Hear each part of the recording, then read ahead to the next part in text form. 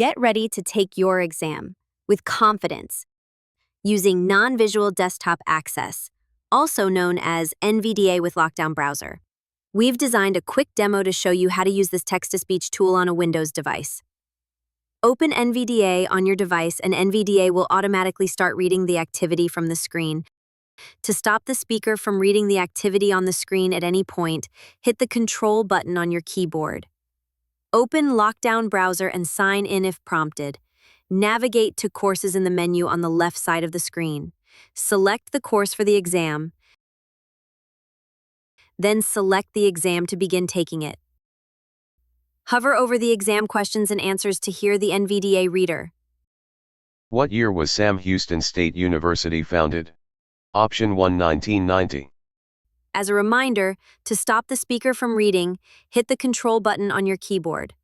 When you complete the exam, select Save and Submit. If you have questions, Services for Students with Disabilities are here to help you at 936-294-3512 or disability@shsu.edu.